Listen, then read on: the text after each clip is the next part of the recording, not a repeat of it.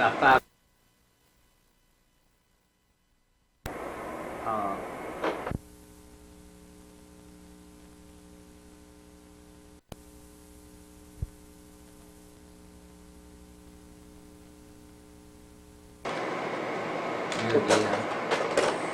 What's this, a citadel? This is a tomb of the deceased province chief located at the province chief pad, right next to MacV. Clay?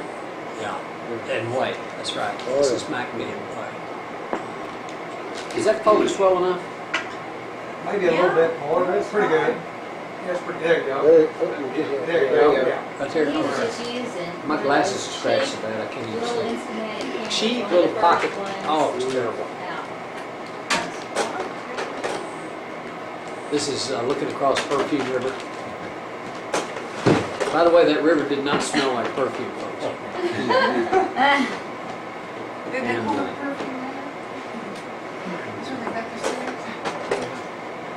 Is that the New Jersey? I'm not sure what boat that was. A friend of mine gave me copies of that because I didn't have any copies of any ships. This is CWO-1, Highway 1, which run all the way from the north end of North Vietnam to the south end of South Vietnam. Just a dirt road. Had landmines planted along it all the way. I mean, it was always dangerous trying to drive down the road. And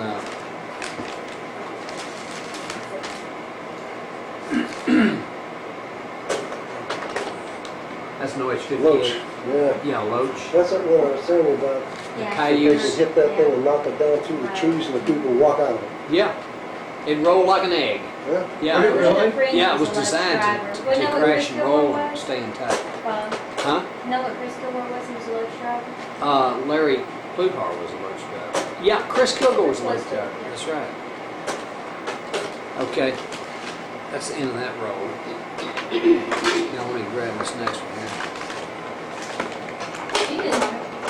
You can buy your chance. here. This is one where I'm missing some notes here. That was box 0 and box 1 that I just showed, and I've got notes for box 3. I don't know what happened to my notes on box 2. But these are just some fire bases. Maybe we can figure out. This is at Birmingham, LZ Birmingham, where we refuel and stand by for extractions.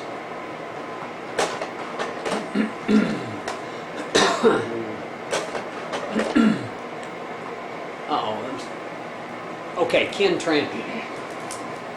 This guy got his tail rotor in the trees and crashed, and I was right behind him and picked him up and pulled the guys out. That was some months later. But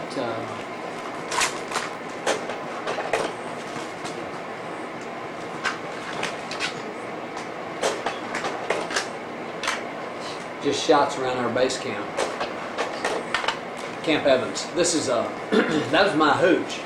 And this is the gunships were coming into the rearm pad, and I was sitting in the latrine right there.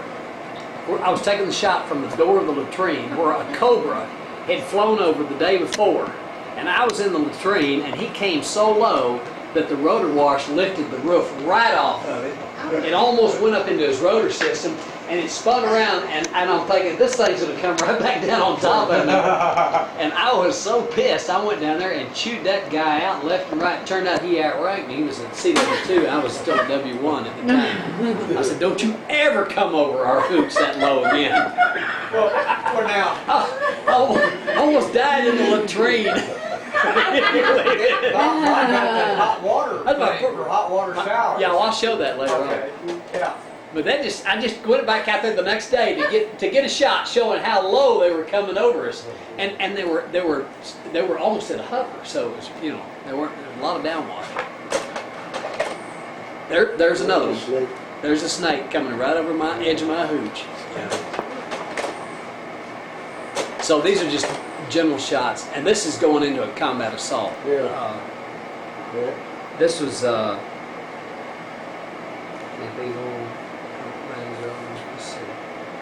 no, I'm still not to where these notes start. So there's the guys on the ground popping yellow smoke. Pathfinders. And you started out as a pathfinder, Oh, wow. cutting trails and bringing the guys in, cutting the LZs. Whose mansion? Oh, that was just between that was about 3 miles outside of Camp Eagle, on the road heading into the Ashaw Valley. That was an old emperor's palace there. And, Is that a camp? yeah, that's a fire support base up on the hill. Yeah. And I wish I knew the name of this, and I don't have the notes straight on this. It looks like Firebase Whip. No, that's Firebase Fury. What was so stupid about Firebase this type Fury. of warfare was that they'd get out there and they'd fight during the good weather. And then when the inclement weather hit the northern part of I-Corps during about October, November, December, January, then they'd all pull back into the main base camps near the coast, near the ocean. Yeah, and let And the the enemy take Vietnam and over. North Vietnamese go in there, they'd mine these things. Yeah, booby And trap. then we'd come back out, they'd booby trap and mine. We try to We'd come take- back out and you'd lose a lot of people trying to retake your own piece of ground. That was stupid. Look at the logs laying there. They just still want to stay there year round, or just because of the They weather? did their whole thing. Look at that. Just blow the top of that mountain off there. Make a, Oh, There's one right along the ridge line. what a mess. Yeah. What a mess. And we had to land on What those is on things. that? those are logs. Just a Yeah. ridge line going Yep, in a see that flat big base. thing in the middle is a helicopter. Yeah, I see. That's a it. Chinook. Fighting position. Yeah, Those- the top of the mountain looks like is these that- mountains, but then we, Are those homes? Have we seen the roofs of those? The roofs of the homes? Tents. tents, Or is yeah, that- tents set Just up debris. with troops up there. That's all kind of equipment and debris, yeah. Keep away from the enemy. And the guns were on the far end of it. The firing positions were up on the far end of it. This is strategic. Yeah, this is a typical fire support base. And going into them, that was all you had to land on sometimes, was just that right there. I mean, there was just no place to go. You couldn't land, you just have to kind of hover and they'd throw the equipment off and the guys would jump on or whatever. I think there are no trees there. They're all broken. Uh-huh. Here we're refueling. Which was the fire base? Was it Birmingham that they used to put the 155s on? Yeah, they had some 155s in Birmingham. My Yeah. God, We had fuel almost- supplies. I was nodding. I was just about to nod when the pilot did a pedal turn coming down between two 155s, Mhm. and they both fired. What a way to go. Now Bob he was up too This is high Eagle and Beach. he knew these guys couldn't jump down with his packs on their backs and the captain made him jump anyway, didn't he? One of them broke his leg. Oh, yeah, yeah. Yeah. Had to jump about 15, 20 feet. Yeah. What was that? Yeah. This is Eagle Beach. South China Sea, yeah. South China Sea, about 7 miles from Camp Eagle. It was our recreation swimming area. We called Eagle Beach. It was real beautiful white sand, looked just like Waikiki, but didn't have all the palm trees. This is shots along the coast. There's my crew chief out there. What's this? What's This is Fire Sport Base, Roy. The name? It was Roy. It was halfway between Camp Eagle and Da Nang. It was a little peninsula that jutted out there and had a fire base on it, and a little pad right there where we landed. Oh, This is looking north. And it looks just like that looking back to the south. yeah. Called Firebase Roy. And here's his. That's in Birmingham.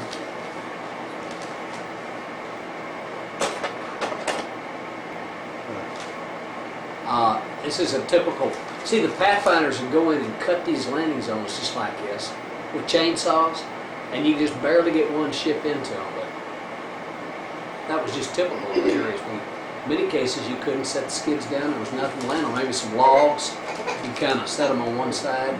Big mahogany trees coming down? What? The big mahogany trees. Oh yeah, some of them 100, 150 feet high. Yeah. This is back behind my hooch there at the base camp. Just some of the graves.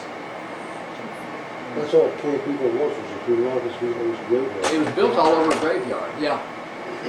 Little graves. Now the little peons just got a little circular cut in the ground that didn't have any decorations around it. You see, and they look like little bomb craters all over the place. Now that was a rather large one. We were going to dam that up and make it into a swimming pool, but the CO didn't think it was a good idea because we had people coming through there from time to time. The locals would have objected severely. Okay, this is a formation shot on the way to, and we flew kind of close.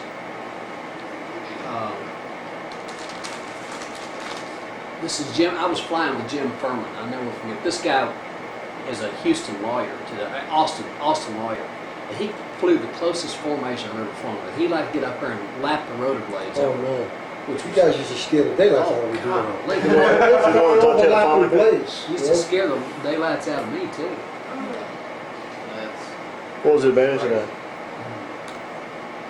So they could get them down, shoot them down in one shot, I guess. Yeah, I don't know. All right, this is going into Birmingham for refueling. The airstrip runs kind of diagonal to the right there. This is overhead Camp Eagle. Wow. Just from one end. That base camp was about 10 miles long and about 3 or 4 miles wide. For about 100,000 troops. Uh-huh. That looks like a CUL. Yeah, we're, Yeah, it is. Some of It's these a CA. pictures, South by South. some of these pictures belong in, like on the front of Time magazine or something. He's got some pretty shots. I've got to go through and detail them out and Yeah. track them to this and then really record exactly what's on each one of them. Yeah. There are just so many of them, and I've got all the notes here. Well, read the note. but Some of them are out of sequence here. Some of them. LZ Plum. I've got different call signs for these landing zones, which don't mean anything to us now. All right, here's one OH-6 crashed the night before. Can you see that helicopter down there? Yeah. All you see is the tail boom and just some of the parts sticking out. That is an OH-6 bound up in the trees. The jungle would swallow a helicopter up. See that tree? And if you didn't know exactly where it went in, you couldn't find it. Some of them are still out there. Yeah, oh See the yeah. tree They There's, just there's, found there's one. dozens of them that have never been discovered. Now, Still, do you see the tree movie? See the tree? now you see the man standing there? No. Can you see? Oh, yeah, okay, I see what you're, yeah. Point to his helmet. Yeah. Yeah. Okay. Right there. Yeah, okay. They just found one in Laos, so, a Navy jet. Did you know from that? Where'd you know from these? That was another big Princess tube.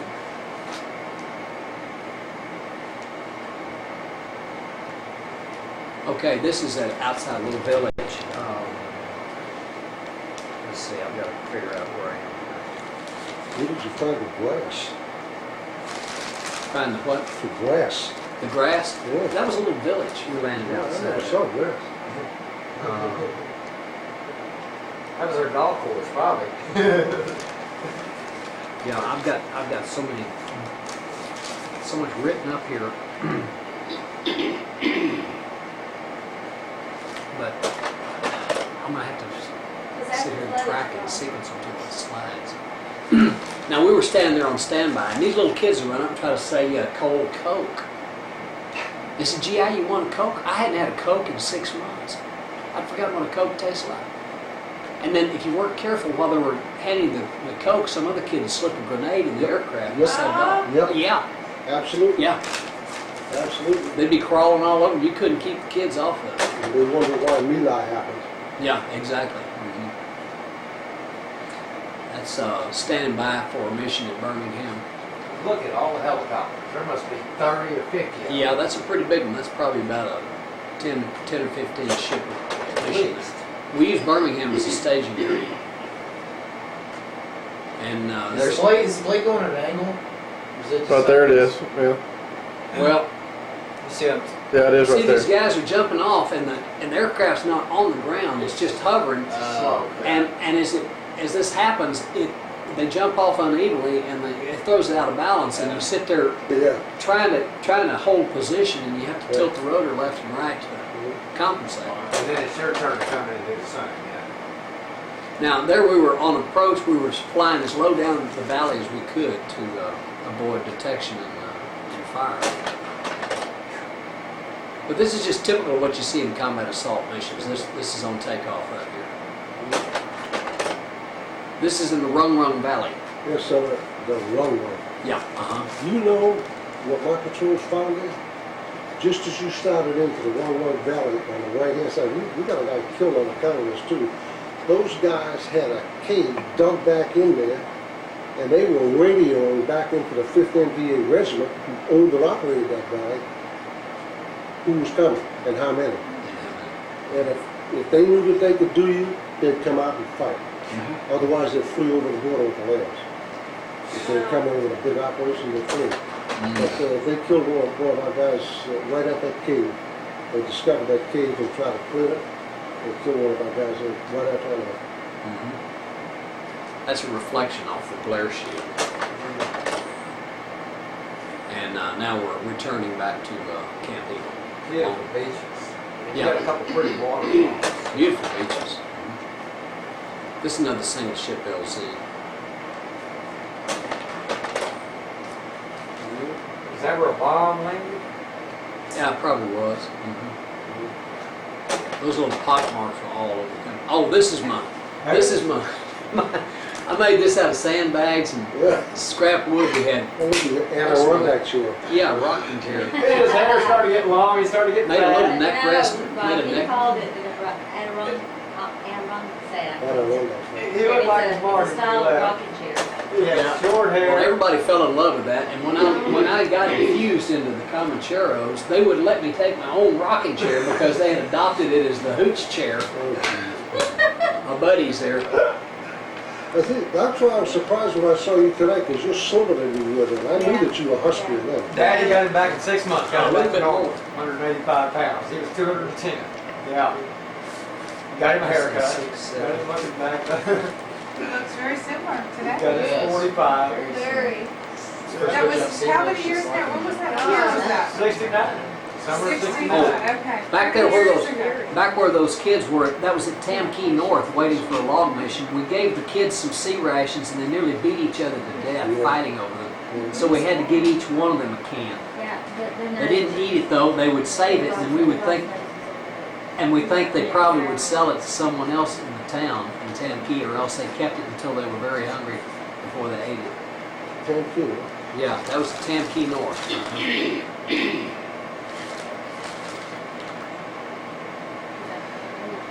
This is, okay.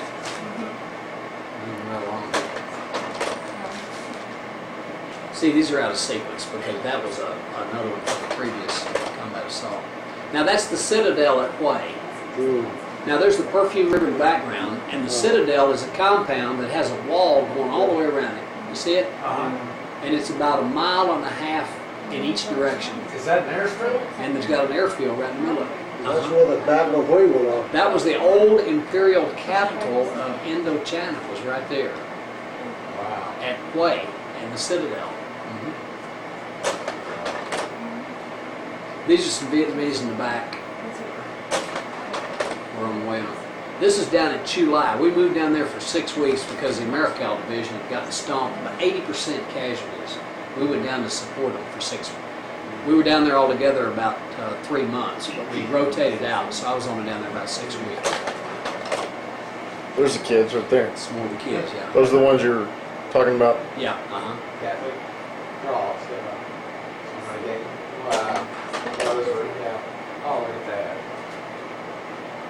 We'd be standing by for the call to go on the mission, and these kids would come up and try to befriend us and bring us cokes and want food and candy and gum. They didn't know where their parents are. Yeah. Yeah. God. So there we were camped out in these GP medium tents in the sand. What's this one there? Down at Chu Lai.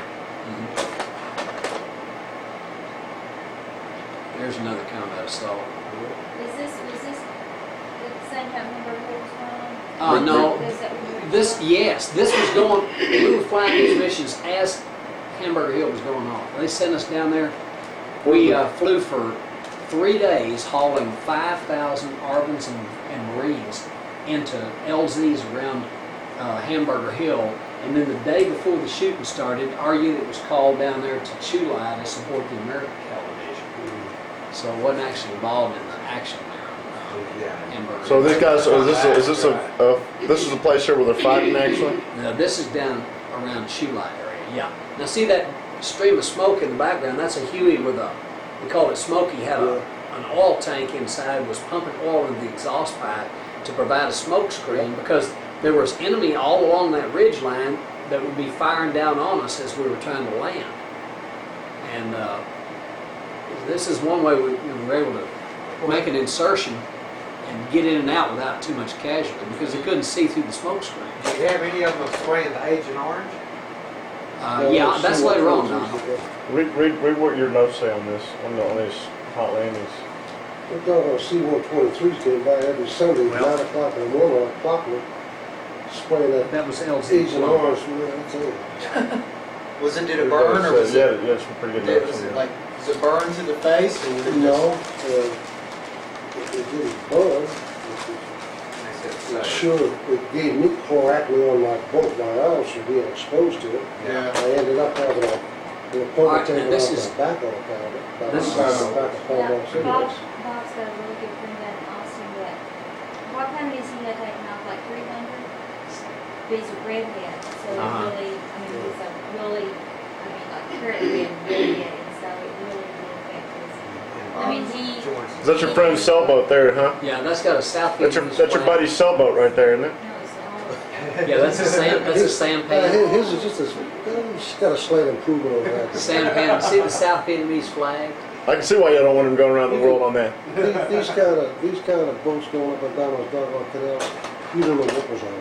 That's right. You didn't know what was on. They all had a South Vietnamese flag just so you wouldn't Yeah. shoot at them. Wow. Uh-oh, that was upside down. That's you, yeah. That's The way the hog pilots used to find out who was on was they fire a That's fire. not what happened here. We got someone loaded upside down. Or you're hanging from. Now, Yeah. Bob's shoulders, he started having problems with Agent Orange. Uh-oh. Uh-oh. We've got to Dadgum. How'd that happen? Maybe we can pull that one out and switch them and then Yeah. Well, I can fix that right fix it now. real quick. Okay. Yeah, because Back, Bob, back, back. Well, Going back. this other one's good. This one right. See Marty in it? Yeah, I do. Yes. Yeah, there's Marty. Well, it's awful dark. Well, that is Marty. You can see the outline. Wait till you see this next one. Right. No, the next one. That one too. Yep, look at there. That's the one Marty. that they just, that's Marty. Marty and Brando. That's Marty standing in the truck waiting for Don. Yep. What are you doing? Uh-oh. But you probably put them all in there, but it's I just from here on to the end, I got in a hurry. That's Tam Key International. That's a C-123. Now that's the type of aircraft that spray the Agent Orange. C-123. provider. They fly 3 of those in a formation and then lay that stuff on. I've had guys out on patrol under triple canopy jungle when they would drop, they didn't know where our guys were. And they'd be dropping that stuff to defoliate in there. I've got one black kid that got a Distinguished Service Cross, which is the next medal of honor. Oh, that's that French bugger. What's the name of that thing? I can't remember That's that. I flew on That thing would one take time. off on a That'll dime. I went mean, 25 yards down the it list went strip, 25 it's in yards and was airborne. the air. It's in the air. I've never seen anything like it in my life. Beautiful. That thing probably be able to fly That backwards, said, wouldn't It it? was just like the wind. All that Agent Orange coming right down. That's here. DC-3, Air Vietnam. It was C-47. That's Air Vietnam Air DC-3. American. Is that Air Vietnam? That's Air Vietnam there. Oh, Air Vietnam. Yeah, it's Air V, yeah. That was a nice aircraft to drop. They get it down about 110 knots. Now here we're returning to Chulai at the completion of the CA. And we go in there and break off and fly a low open path. Now this is interesting right here, that at Chulai, I was taking a nap one Somebody's afternoon. cell phone's going. And let's hear Oh, it's it's a a white, white, bag. I was taking a nap one afternoon right down there in that tent on the sand. Thanks. Right there. That Right Jimmy down made- here? No, right back up there to the left. Right there where the tent is. See the tent? Left. Well, just Raise your hand. Oh, right here? Right there. Okay. Yeah. And right there in the background is the ammo dump. That's where all the bombs are stored. Oh, Lord. I And the know airfield is just to the right. And this Fox 4 was caught fire, and his wingman tried to. He had to bail out, and he steered it out over the sea, and leveled the wings and put it into a gradual descent, and then punched out. And as soon as he did, the aircraft went into a slow right turn and headed right back for the beach in a descent in a ball of flames. And his wingman decided to try to shoot the plane down so it wouldn't crash into our company area here. And it flew right but he forgot that he was shooting at us as he continued to turn.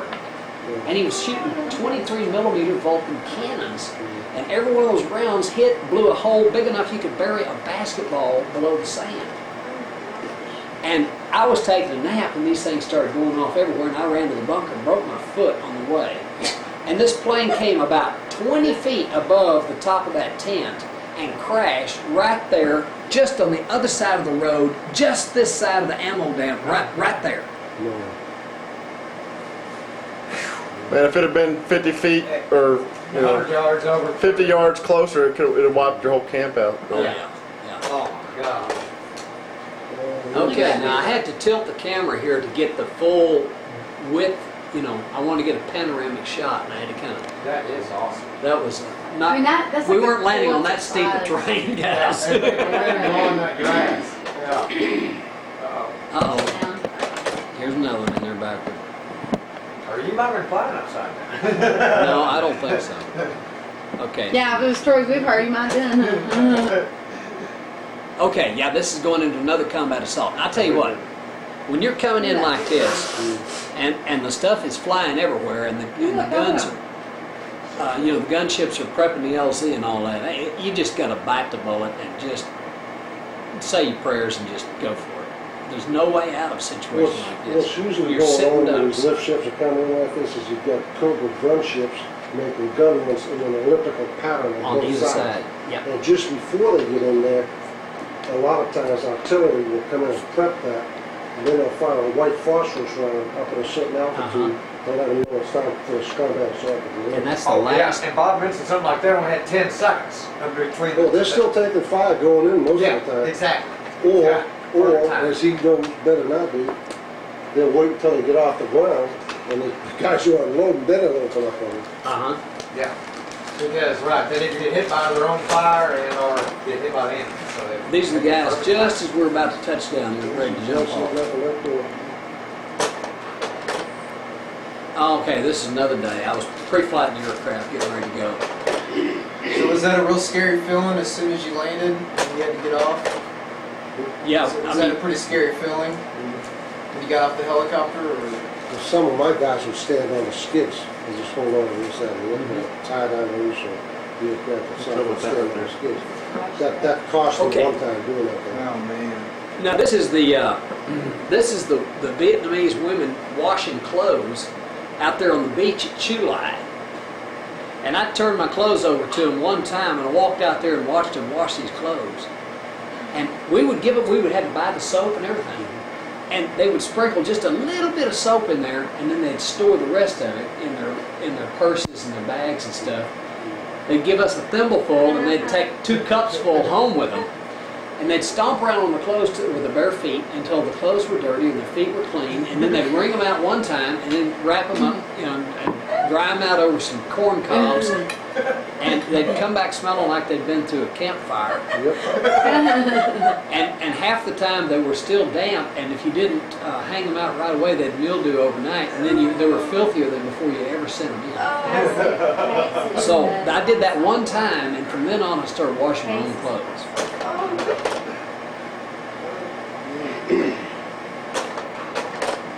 Now, this shot's interesting. This is at dawn on takeoff at Chu Lai.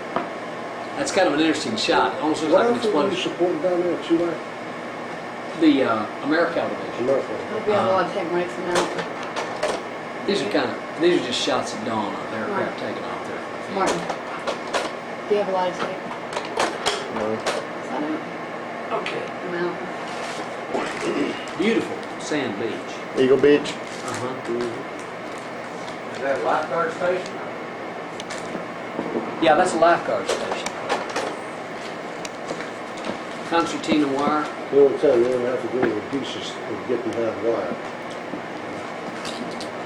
What's that is? That's our tent after we got a sandbag. One night this guy fired around about 2 in the morning from his 38, and everybody woke up. He'd shot this rat, this big rat. It jumped up on the sandbag and jumped off onto right on his chest. Yeah. Woke him up, and when he flinched, the rat jumped off and jumped over on the sandbag, and there was a bright moonlit night, and he had his 38 right there in the bunk with him, and he fired one rat. This rat body was almost 2 feet long. Oh, you're kidding. It must have weighed 12 or 14, 15 pounds.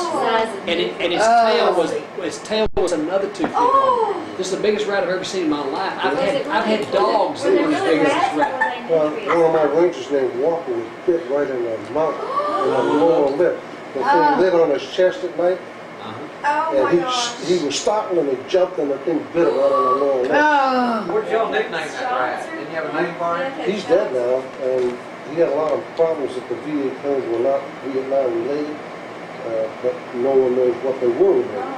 Oh. He's dead. I talked to his parents.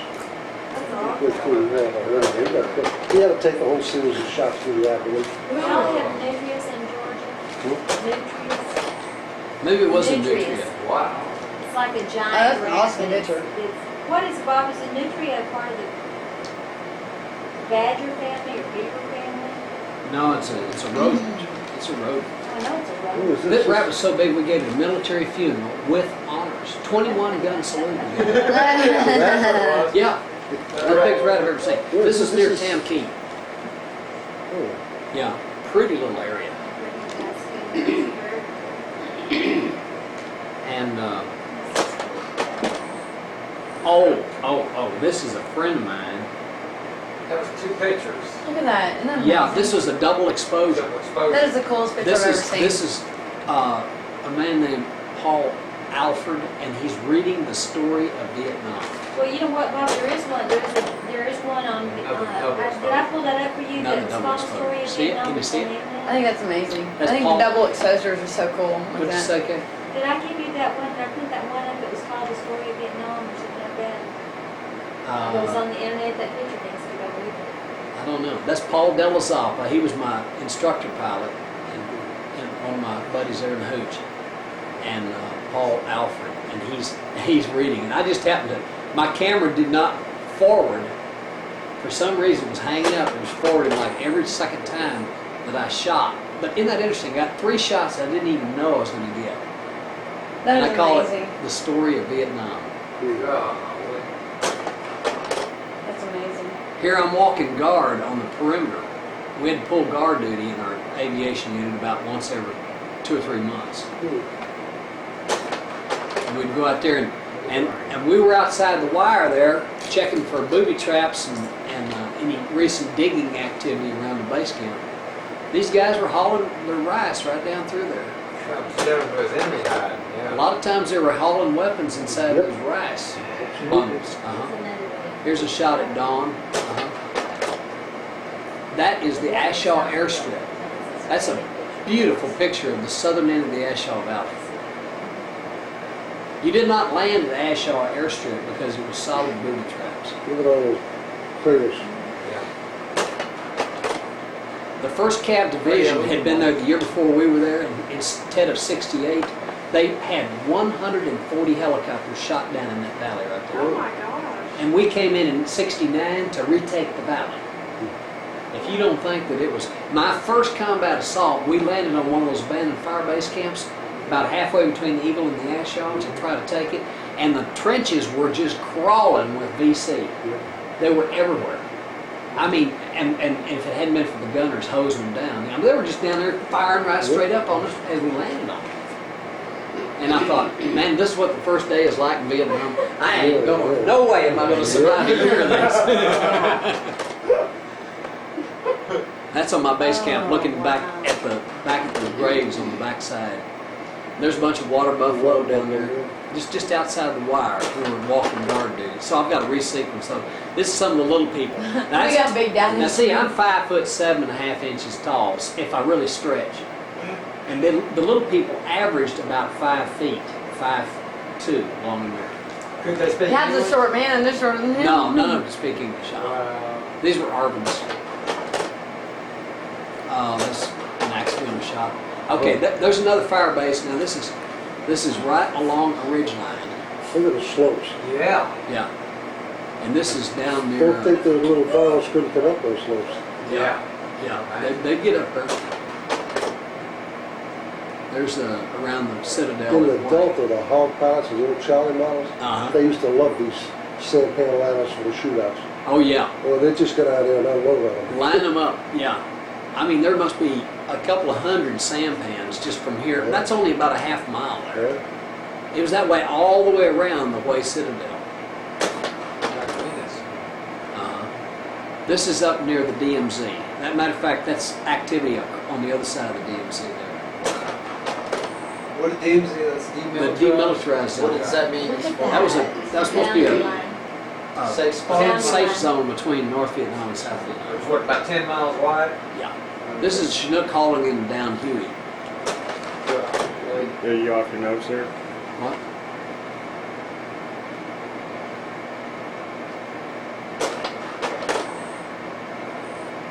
Whoa. Okay, these are guys we were pulling out on McGuire rigs. Oh, We call them pulling them up on strings. oh my God, how high up are you? Yeah, see, there's 4 guys down there on ropes. And the ropes are being bowed by the force of the wind. We're doing about 80 knots forward. See? You see what's happening here? Yeah. This is looking straight down. And you're 1,000. That's the heel. That's the heel of the left skid of the Huey. I had the crew chief shoot this one for me. You see all those round things? Those round things. That's the only way to get Grades? some of my people out sometimes. Only way. Isn't that Yeah. right, Bob? What's that? All those round things are grades. Yeah, the ones that are cut out, those are graves, and then interspersed with them is a lot of shell blast, pock marks. And the whole country looked like that. Bob said one guy was blue. Now, this is where I'm starting to put on a little bit of extra potatoes right here. I went over there pretty lean and mean. I came back weighing about 185. I was starting to get a little pudgy, but this is about mid-season. What'd you say you came back with? 185. 110. 210. Well, I gained up to Yeah. 210 when I quit smoking. Yeah. Now this is rice paddies, and just like it is down in the Delta, you could see, no matter where you flew over the rice paddy, you saw the sun reflecting off of it. Yep. That's it. I'm just doing a tail rotor pre-flight there. That's the shower tower. Oh, is that it? Yeah, this is the infamous shower tower, and I built the world's first shower tower water level indicating mechanism device. Because I went out there to soak down, and I got all soaked down and ran out of water. And I'm telling you, you talking about you walk around for a week and you don't have a chance to take another shower, and you still got the last shower soap all over you. And you do that one time, that's it. So I built this device and mounted it to floats and hung it over pulleys, and that was a trailer hitch that was cut off an old trailer. And I made a target board, and I mean, when that thing read empty, it stopped. And everybody run out there every evening and looks at how much water we got. All right, I want to go take a shower tonight. You know? And that thing never malfunctioned one time. He charged the generals to take a shower. We have that. That's also the one That's that the Marlon Brando. Marlon Brando, Yeah, yeah. that's a cool picture. I wish I could think of the name of that Yeah, Bob, you're movie. pushing about 200 there. Yeah. Yeah. Yeah. I think I was pushing about 185. No, you were not. You were up. You That's got Marty's very size little right now. So what do you, Marty? That's Marty's. That's how About many 220. meals a day? That's when I used to be a lean, mean fat They machine. called him Garbage Mouth because he would eat everything that was left over on other people's plates. Yeah, now I this. don't blame him. Now this, We got some B-52s Remember, going they in never Yeah, eat now you know that. where this was? Yeah. Quezon. You remember when the Marines got siege for 57 days at Quezon 1968. in 1968 under beat up the Ted Pence? ground. That is what's left of it. Oh my God. Oh. I mean, this is just one small fragmented shot of what the whole area looked like. Oh, God. These guys the Marines were pinned down and had no place to go. They were just being bombarded. There was no place to hide. It was out there in the open. Now this is a Marine base there up near, it's called Vandegrift. You remember Vandegrift? I remember, I don't remember. Up near the tri-borders area? Look at the antenna. Look at all the antennas. up there. Yeah, What is Oh my that? God, what did they have? all there? radio antennas. What is that? What on earth? That's a little command and control center around the fire. Viet Cong? base. Around Or what? you're American? That's American. Around what? Where is that? Up It here, looks like a When you- division command post. here at with the those border of antennas, Laos, I see. Cambodia, North Vietnam. Near Yeah, up near the border. the radio. Well, just towers. Just kind of like today's cell phones. Something out on the open. It is wild. Okay, well. Wait a second, something's wrong here. Great pictures. Okay. This is another, these are different fire support bases. This is what it looked like from our vantage point where we're landing. Can you imagine living like that for a year? Now, these are donut dollies. Now, these girls work for the Oh, USO. the donut dollars. Yeah, USO, and we bring in bands to entertain these guys out in the middle of nowhere on top of these fire bases. And we bring the donut dollies, and of course they'd always bring coffee and donuts and refreshments of all kinds. They smell good too. Yeah, Did you see Bob Hope? Did you see Bob Hope show or anything like yeah, that? that's at the end. Oh, okay. Gosh, I don't know what that is. That thing's so dark. I can't make it out. Oh, Command and yeah. Control North. These My are lot. My lot. Yeah. I landed there one time, and one of the guys brought a blackbird in. Uh-huh. That son of a gun, a bunch of little people jumped out in their uniform, and I was trying to crank that doggone thing for the 77 myself. I was sitting in the pilot seat on a boat from the 4th and 77 KRA. Right on that airstrip, right? That's Special Forces Command and Control North. This is where we flew the special. Getting ready to have your first flight lesson right there, huh? You see a bunch of guys jumping out in these uniforms. yeah. with You're out there, AK-47s. you're out there pulling on the Yeah, that's kickstart, you know. They terrorized me, I tell you. I was trying to start a helicopter and didn't even know what to do. Well, this is those Special Forces missions we flew up north that we're supposed to talk about. This right here is? Yeah, Command and Control North, yeah. You weren't supposed to talk about these? Are these near the border, across the border of Laos, or? Yeah. Is this in the Laos or North? Now, this right here, I'm trying to find out where this particular shot is. It's down in the right foot. What were y'all supposed to go down the trail where they were crossing the border and going up to Laos and going up? It's up on it. Here it is, Command and Control North at Quang Tri Special Forces Camp. Apply some of our secret missions from this place when we insert and extract reconnaissance teams into classified areas.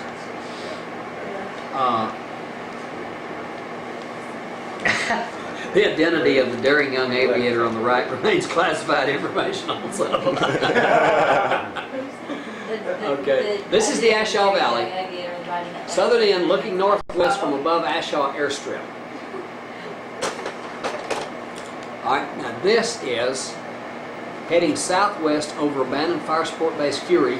Ashaw Airstrip is in the floor of the valley. We're going toward Bad Man's Land to extract a recon team. Alright, crew chief took these from me. And I'm so happy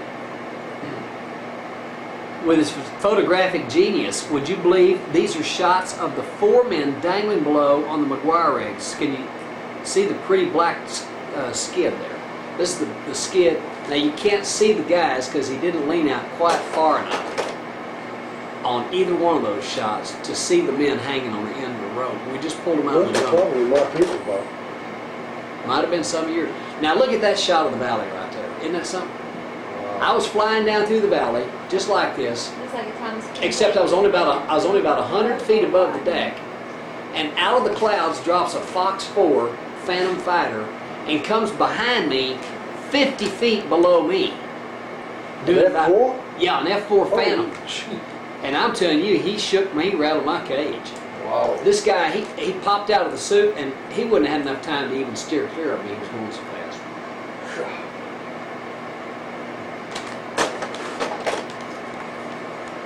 All right, now there is, we're down there, we're covering for these guys. This is a downed Cobra. One of our guys crashed in a Cobra, and both of them broke their backs down there. And we're extracting them on a hoist, and we're covering for them with the door gun. Wow. Look at that gun. You see the rotor blade down there, the Yeah. helicopter? And now, is this the gun right here? Yeah, that's the M60 machine gun, door gun. Wow. That is awesome. Is this where you had them on the wire rigs? Is that the one? Well, we had to. I think they used a hoist to get these guys up there on this one. I think that This was is the another. one that you had to fly back? No, that was a different deal. Yeah, this was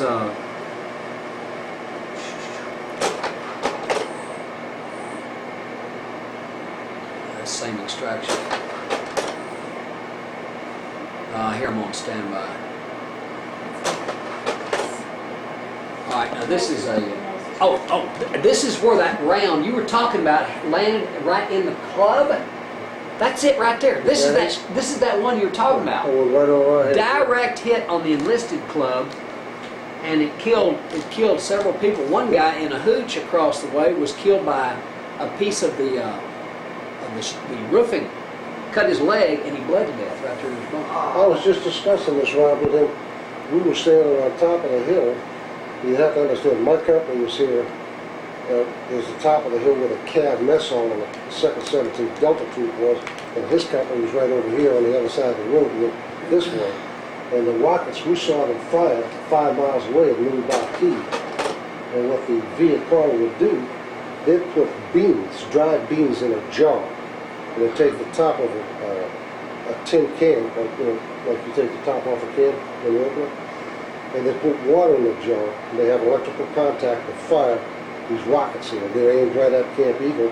Those guys that take off, they'd be 50, 60 miles away by the time these beans swell and that cover raised up to make contact and fire this thing electrically, they're gone. Oh my And we God! watched So those there's things nobody be to fire fired. back at. And I was standing right at the top of a brand new sump that they had for the mess hall or the club or something. And we jumped into the sump as the rockets came over and they hit right there. We were talking about that an hour and a half ago. That's how I feel a lot of times when I eat beans. Kill the guy and go home the next day. They swell and they do the same thing inside me. You know, whenever I eat beans, they swell inside me and do the same thing. Ignition, you know. Speakers on the side? This is PSYOPs, psychological operations. Oh, We'd have a Vietnamese sitting in the back, talking to them. Chu Hoi, surrender, surrender. Were those Turn speakers? yourself over, yeah. And then another guy would be throwing leaflets out all over the place, and we'd fly all around there doing that until they started shooting at us, and then we'd move over to another area. Yeah, it's called psychological operations. Yeah, real cool. Did you do a lot of that? Yeah. We And this is should've done- another LZ cleared out by Pathfinders right here. We should have done what Goldwater, get the troops out of the way, and you're taking in some, nuclear weapons and weapons.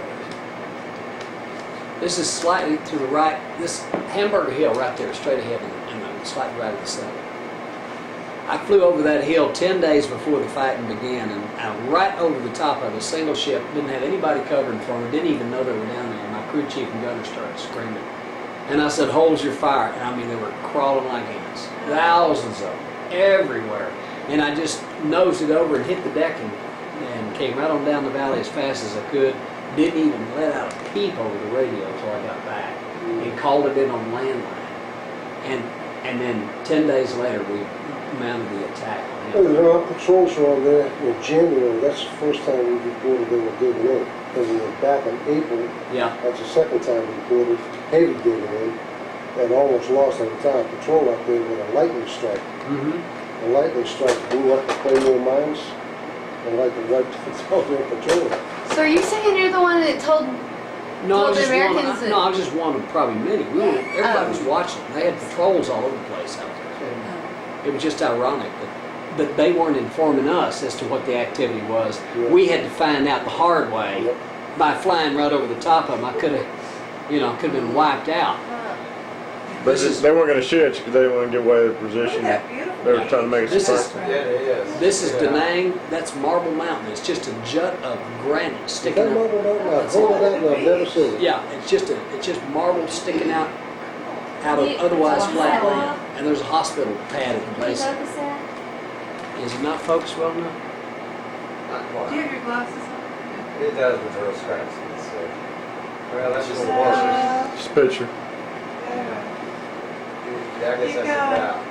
Yeah. That's about it. Yeah. Yeah, if you look at the ground, you're getting close into the mountains. So that's.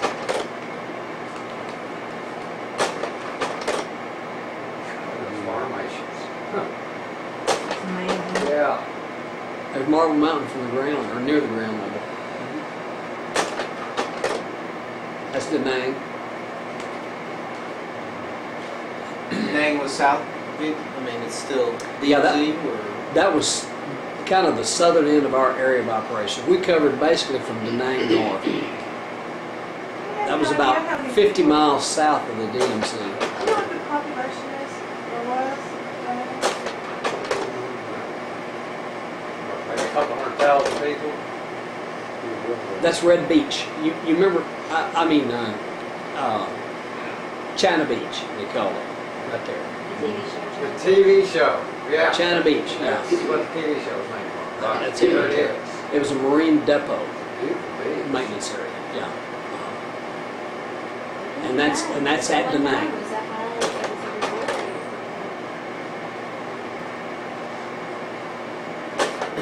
And here we're flying back up the coastline toward Camp Eagle.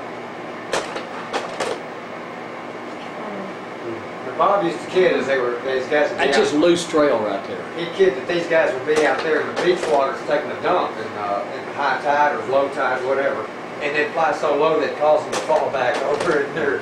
Into the water, clean it all off the beach. Oh, now that's looking down into that's a waterfall. Yeah, yeah. Multiple stage waterfall coming down that hill. One up top and one down the lower left. I Yeah. don't Yeah. see that. Yeah. You don't see it? See it? Boy, No, I said, oh, I see the that. other one down I here, didn't it's coming notice on down through here. Oh, wow. Now that was on a mountain that was a French resort back when the French occupied South Vietnam, and I can't remember the name of that. Bob, did you ever land up in the northeast quadrant of the Outshout at Ali Restaurant? Yeah, That was a bad news area back in March of 1966. mm-hmm. They overran that SF camp. That was the second worst fight in Vietnam. See the waterfall in there? That was in '66. Yeah, March of 66. I remember hearing about It was that. about 10 miles from the restaurant. That's close. Now, this is how these guys used to fly when they overlap their blades and Now, steer see, the tire out of it. We flew such close formation. I actually had to steer to the left to get this shot. So if we flew so tight, all we could see is the ship in front of us. We Yeah. couldn't even see the others. I had to break formation and pull off to the left to get shots like these.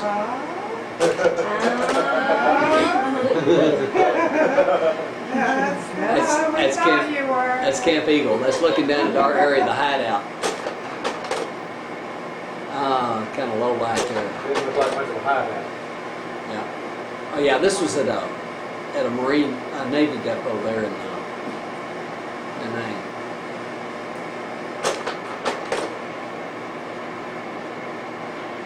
We just flew in there. This is what we were calling an ash and trash run, where we're hauling supplies and stuff. Is this the same building we went up that hill in? Or was it different? No, the same what? Is this the same building you flew up that day? Did I remember this? Oh no, it was probably different. But you know what? I've got the tail numbers of every one of these in my flight log. Yeah.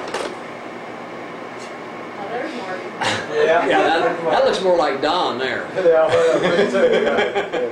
Got my I sunglasses used to on. weigh 160 pounds. These are ARVN aircraft. These were old CH-34 Choctaws that we gave to the Vietnamese Air Force. VNAF, we call them. VNAF. And this is me and some of my friends in the unit. Is that a bottle of mace you're carrying there on your side, or? Yes, that's his 45. Oh, That's my okay. weapon. See, even that picture I have of him in the sand dunes, I've seen the big blown up, but you know, he's got his gun on. I didn't, the picture, it's cut off. I didn't know he was wearing a gun on that shot. When I showed you earlier. Yeah, sometimes we had to land on roads and stop the traffic. That was on Highway 1, QO1. This is the infamous. Oh, yeah. booby trap. Yeah, that's when I nearly Okay. blew it away on the booby trap. Now, is this the booby trap here? I mean, I don't see. Well, That's the, it's kind of hard to see, but there's a string going underneath the skid, I see. and it's tied to a sea ration can, and that sea ration can is right in the center I see it. of the aircraft, halfway between the two skids. Yeah. See that Right there? there? Yeah. Yeah. Now there's a grenade in that can, and that string's tied to it to a stake over off on the left, out of the picture. You landed on it. And we landed on it, and that had 1/8 of an inch to go, and the handle would have come off that grenade. And then what, the guy was smoking a cigarette?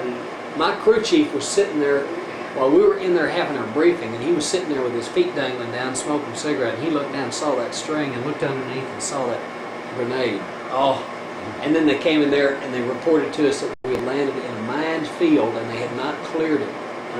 And we all had to tiptoe back to our aircraft. Oh my gosh. In behind one another, you know. So how did y'all get rid of it? Oh, he crawled under there and removed it.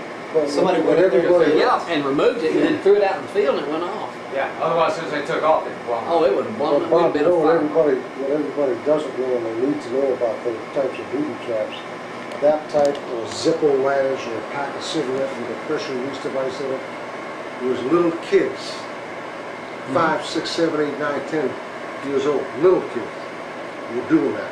They were the ones laying the booby trap. They were part of, you get your Viet Cong, which are your fighting units, then you have your Viet Cong auxiliary, which are the old women. Their mouths are just a red smear of chewing betel nut, which is a narcotic. Yeah, their gums would be solid black, teeth would be black. Sharpening the punji stakes that we fell on and stuff like that. As the little kids setting out these booby traps. And whatever you read, and you'll always hear it come up about once a year in the newspapers and magazines about the My Lai massacre and what the soldiers did. Well, there was a lot of stuff that went on that shouldn't have. There were rapes that never should have happened. There were out murders that shouldn't have happened. But if you understand the mentality of guys that go through that area every single day on patrol, and they lose 1 or 2 guys to snipers or booby traps, going or coming, they lose them, get maimed, killed, and this goes on for months and months and months.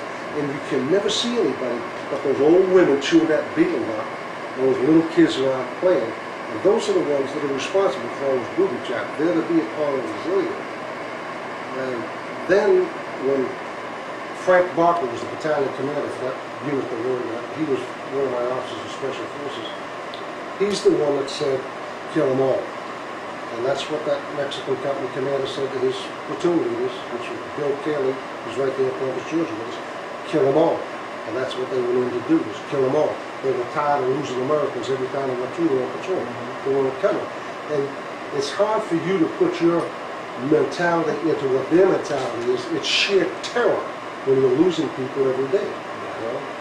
It's just like you losing your wife walking through that area, and then the next day you lose your child walking through the same area. Well, these are buddies, just like all of the pilots and the crews that he flew. Just somebody who's And invisible. the mentality of the infantry guys on the ground is, you finally your rage just overwhelms you, and you just want to waste everybody, and that's what happened at the My Lai massacre. Now, the guys that raped the women and murdered the little babies, yeah, they should have been burned with cross marchers, and no doubt about it. But I can understand what happened there was wrong. I'm not trying to rationalize it or justify it, but I understand their mentality, Yeah. why it happened. Our dad was a medic too. I'm sorry. No, that's okay. I just worked with the booby trap. I was on the briefing for this mission right here. We had a company-sized unit pinned down in this valley. It's the deepest valley I've ever flown into. The mountains on either side. I mean, this valley was probably 700 feet, 800 feet deep, with steep mountains on both sides, and they were surrounded by 2 battalions. One company-sized unit, and our unit was called in to extract them. And as we were approaching the landing zone, the rockets were literally coming between the skids. I wish I'd had more shots of this. I mean, I thought I was going to get hit several times. The rockets were so close underneath me. But they were keeping suppressive fire. Smokies were flying, keeping it shrouded. We got this unit out of there, and we flew in there with 9 aircraft. I mean, 8 aircraft, and on the way out we had 9. And one of the gunships said, "Where did we pick up the extra Huey?" He thought the CNC ship had pulled in and flown, decided to fly trail on us coming back in. Charlie was way up, out of the war, up in 5,000 feet. Yeah, 5 good. Yeah. And so the crew chief and gunner started looking back there and calling for this guy. Next thing you know, he did a 180-degree turn, and the gunships went after him, and they couldn't catch him. They were old Bravo model gunships, and they weren't fast enough.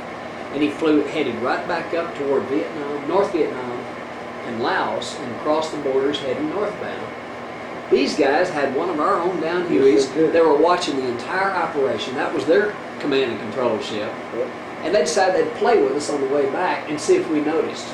They flew into formation with We came you. back with one more aircraft than what we Do you know went where they were out. hiding? They would tantalize us like that, deliberately. They were hiding right over the border in Laos, and my patrols reported them twice. They were sitting on top of one of the mountains, and they saw that helicopter come down and go sideways right underneath all the canopy and landed in there. And they just reported the coordinates. 2 patrols back to back reported the same thing. Same aircraft. It was a Russian. The one we reported was a Russian helicopter. Well, that one was a Huey. That wasn't one Get back to the tent. We ended up saving this gentleman's life. I'd have said, make mine day, losing the best buddy. The E model was 3 engines. And that was the heaviest lift helicopter next to the flying crane that was used in Vietnam. That aircraft right there would carry about 40 combat equipped troops. That was a heavy lift. You probably rode on some of those, didn't you? I remember that. CH-53. That's our club. A CH-53? CH-53. Oh, yeah. Yeah, uh-huh. Yeah, I didn't recognize it. It's either 38 or 40 combat equipped. Now that's our Flying Bush, Flying A, the Anheuser-Busch symbol. Yeah, we were alphabeted. We had that symbol on the nose. We had that. Yeah, we had that flying eagle on the nose of all our aircraft. That's my buddy Tom Kearsley. He was one of my hooch mates, and he said, Bob, he said, I want to extend. If I extend for 6 months, I can pick up another $10,000. He said, when I get home, I have enough money, I'm going to buy myself a dairy, and I've got my dream paved. And I said, Tom, what if you don't get home alive? What are you going to do with all that money? Oh, no, not to worry, not to worry. 2 weeks after he extended, and I went home, he had a mid-air collision at night with a Cobra on a night flare drop mission with lights out, and killed everybody on both aircraft. There he is again, right there.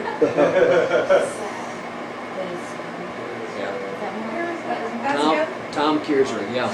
That's him. Face, oh my It is, Marty does. God. Only difference is the blonde hair. Bob, Now there. For that, Lacey. That's it. Here I'm packing up to go to R&R right here. Oh, he looks more scared about R&R than he does about Yeah, carrying on against here I'm flying off to go to R&R. Yeah. And he was sick every day over there. Thinking it rained every day. They were taking off in the 747. I mean 707. Wait a minute. Heading across toward the ocean. Going to Hawaii, right? Going to Hawaii, yeah. Not as soon as revenge. Oh, there's Hawaii. No, this is Agana, Guam. Oh, go off, okay. Yeah, we stopped for fuel in Agana, Guam. I think that was Anderson Air Force Base at Agana. There's There we are. Oh, Jamie. There's Miss America. Beauty queen, that's it. Oh, you're gonna have another picture of Kay. That's the blowhole in Hawaii there. See that water shooting up through the rock? Oh, that picture. I did not, turn that She didn't back, sit- turn that back, turn it back, turn it back. It is not. She did not see that. She It is thought, not. That is Jamie. that is Jamie. That is Jamie to a T. Look at this, Jamie, and there's Kay. That's Oh, it Kay. is. I feel like- Kay. Let me see you, Jamie. 69. Oh my gosh, that is,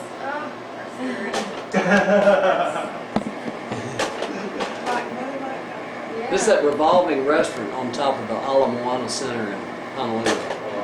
We had a breakfast, Eggs Benedict up there, remember? There she is. That's at the R&R Center Look at at Fort that DeRussy. dress. Flower child. How long were you married? This was how many years?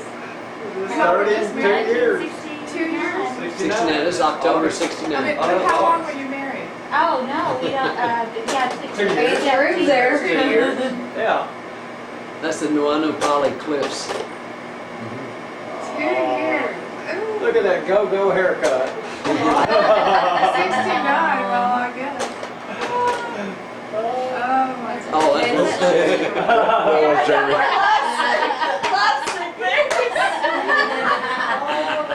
Jamie, which one This was was your- the you Poly always look lookout. for her. And the reason I'm not any closer to that wall than what I was is because I sat down on the wall. What we didn't realize, that wall was No. famous. That wall was R-rated. that wall was famous for bees.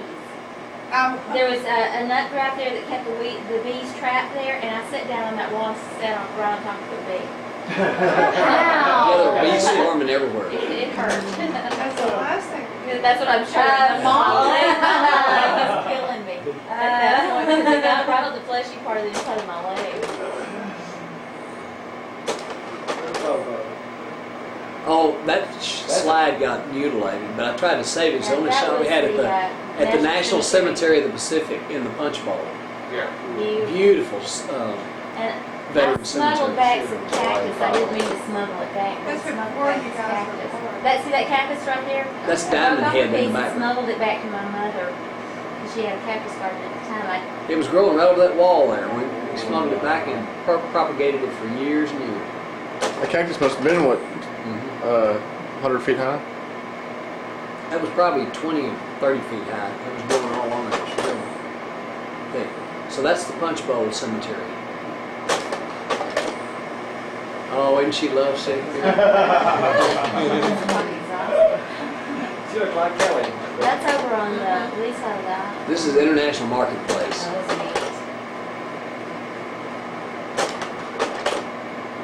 This is the Wax Museum. Oh, Look like real people, don't it they? does. Yes. I thought that was that real famous Hawaiian guy. Those are all wax figures. That's our little cottage. We were at Bellows Air Force Station on the south east side of the island. We had our own little private stretch of beach. We could go skinny dipping out there if we wanted to. Except that Bob was The truth. Oh, that's cool. That's sick. We're dressed up because we're going to the Crouching Lion Inn that night. Yeah, we would go out to eat that night. Oh, that's that night we went to take that luau. Oh, And I got that's sick right. and we had to Yeah. leave. Oh man, I was sick. You know, the whole year I was in Vietnam, I wasn't sick once. I go on R&R, and I had the creeping crud. I mean, the runs. See, I'm Like pointing to the. I was glued to that toilet Please. for 6 days. Why And the minute I got he on that plane and went back to Vietnam, I was fine again. You used to go rotten food is what it was. Yeah. Why he is a Hawaiian What were you woman. I don't know, but boy, it turned me inside out. And that's the. This was the Crouching Lion, Bob, because that's the. That is Crouching Lion Inn. We never saw the Crouching Lion up there. We're eating right on the ocean front. That's the ocean out there that you see.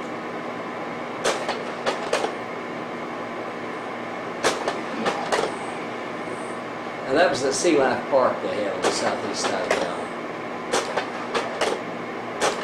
We got a lot of these. We just kind of flip or jump through there. There was this, that's what Checking out the natives. Checking out the neighbors. Play that one for me now. See that pelican, what was, there was something really funny about it. What was it, There's my Oh, finger up that's there. a neat picture. See my finger? I'm holding the camera and holding the finger too. it was a okay. camera hog, that's what it was. He would go pose. Look at that. See, that's him sitting up there on the mast. On the mast of the ship, up there, high.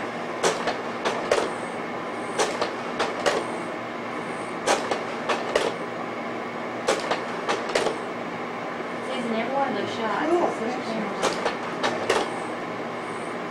See, now he's got a friend.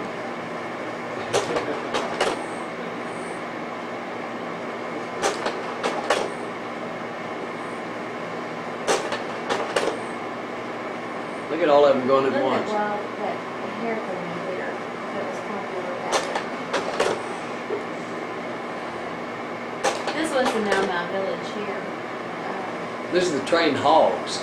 Trained pigs, they were as smart as any trained Oh, dog. look at that. That's wild. Oh, This was our last night. Where is that? This Hawaii? was, At the Hilton Hawaiian Village. This was our last night there. Oh, we see that. Yeah. I see that. That's where Jack Lord, when he did Hawaiian Oh, 5-0. 5-0, yeah, that's where he He did did it. it from that building. Another shot, yeah. That's That's Tommy it. Fury. Marty. Yeah. Was it? Yeah. Go back, boss. That's Tommy Uri. Okay. And his his wife. wife. What was his wife's name? See the one that got his leg shut off? No. No. This is the one that we think his cousin is the crew chief for Dale Earnhardt Jr. Right, okay. He was my best Oh, okay. bud. He and I flew more Okay, yeah. missions together. Oh, yeah. We're taking the catamaran cruise. See, there's the rainbow tower. It's got a rainbow mosaic on the end of it. Oh, we went to that Hilton That's Hawaii where we Village stayed. last night. I think we stayed in that room 2 hours. The rest of the time we were out partying. Oh yeah, we were having luau and dancing the hooky lao. Man, that little girl right there kept her drinks filled, and well, we had a heck of a time. How long were you there for? It's 2 weeks. Oh, wait, no, we They're going back. Now, if you all can imagine, hold on that picture just a second. If you all can imagine that shot of him with a helmet on, a flight helmet on, That's all you saw? that's all I saw of him that day today. Wow. I thought you saw him and you remember the name all that time. Yeah. I cannot believe that. And I knew with all these emails over the summer, I knew you had the right Bob White. But you kept telling me, I won't know until I get this chance to meet him, which was just a few minutes ago. Why do you recognize that shirt? Yeah. He looks so much like her. He does. Why did you So take you all sit in her comments coffee and over don't feel bad, does it? Really didn't.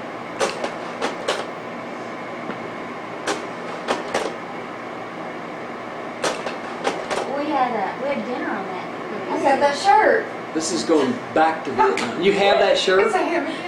Yeah, I just got it. I don't know why. This is the morning after. We got less than 2 hours of sleep the night. And I'm heading for the plane to go back to Vietnam. This is the hardest day in my military career right here, was having to get back on that plane and go back to Vietnam after 6 days of hard After being in Hawaii. Yeah. Yeah. This place That's all was the Civilized mistakes, again. you know, that's part of it. That's the roughest thing. Probably that's what. Yeah. Oh, this is my That's are you sure that's not what you saw my dad there? that's my buddy Tom Kearsley. Yeah. Here he's flying to the moon. See, you didn't even see that much of it, because look how much the helmet Straight was. Some more guys down on strings. Shoot, I don't have any notes of it. This is a spray rig You know? when we were spraying Agent Orange. Yeah. Had a big tank inside of it. All those barrels, see those orange stripes around the middle of the barrels? Uh-huh. That was Agent Orange. What was that supposed to Defoliant, Defoliant. like DDT. do? Oh, so Killed all the kills leaves. Yeah, killed all the Said leaves. it's And, safe for the troops. Mhm. Bob had shoulder injured, shoulder problems. You had your 1,000 miles still Dogs there. What? You had your 1,000 miles Dogs. still there. and dogs. Yeah, I got the sure email, did. I think, the other day. Oh, That's this cool.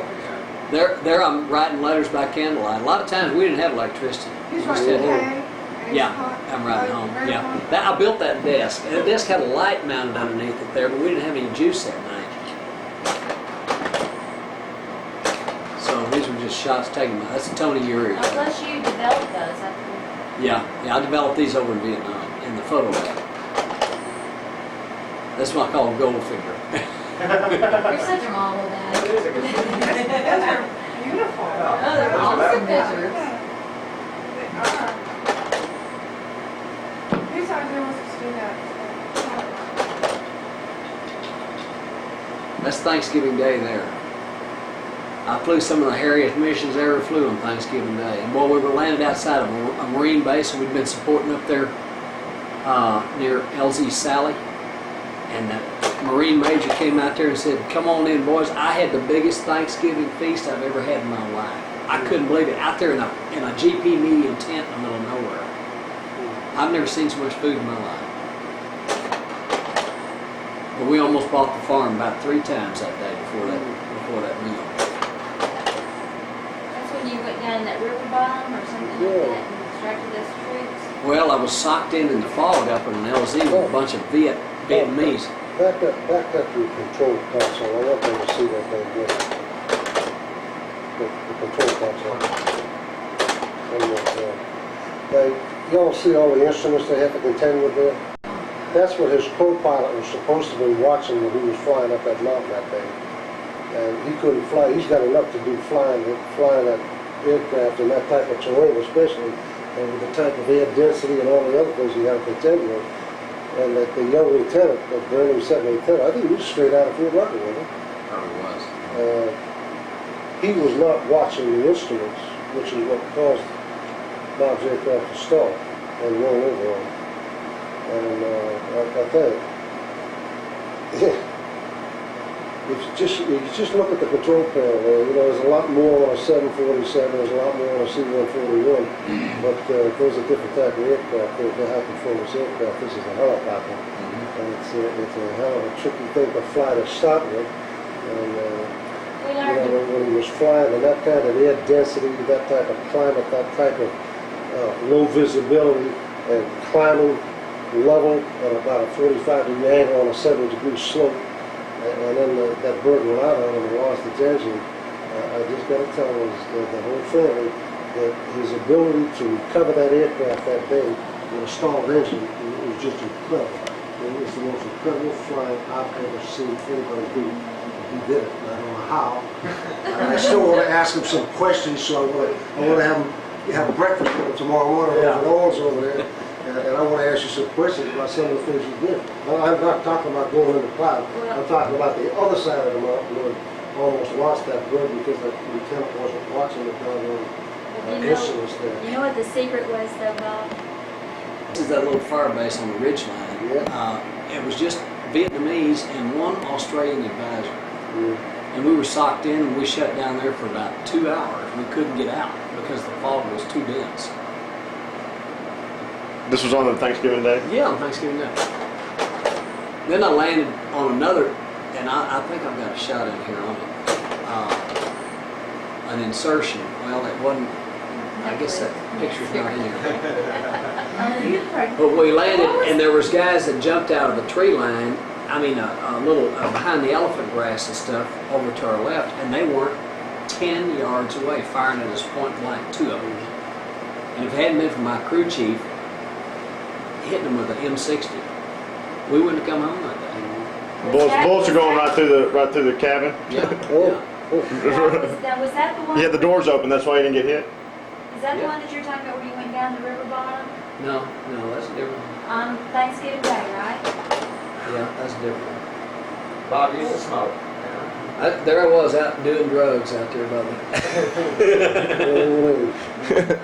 That's the day you did some of them barbiturates, wasn't it? We went in to get some beer for the club, and I got to ride in the right seat, and the club NCO was driving. We didn't have any windshield. I came back thoroughly dusted. I was as dirty as that road. That's about what it looked like that day. Yeah. This is flying. There's a helicopter. There's helicopters in front of it. There's one slightly left of center and another to the right. We're heading up towards Qualm Creek. This is typical monsoon weather. Absolutely. And that's why they put the formation so they're made as tight as they did. This is the kind of weather he was flying in that day. Now there's the windshield. You see the rain coming off That's the what you showed windshield? me earlier. Yeah. Yeah. Here we're doing a little hot air. You feel that way? I can't. Well, he said he couldn't see 2 feet from him. He looks familiar. Yeah.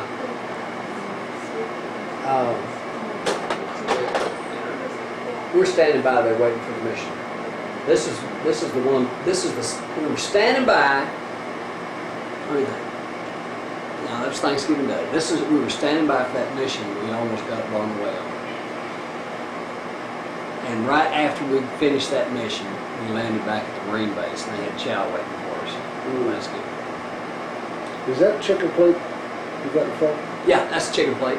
Now that's, you know what I'm saying about those pilots that got hit?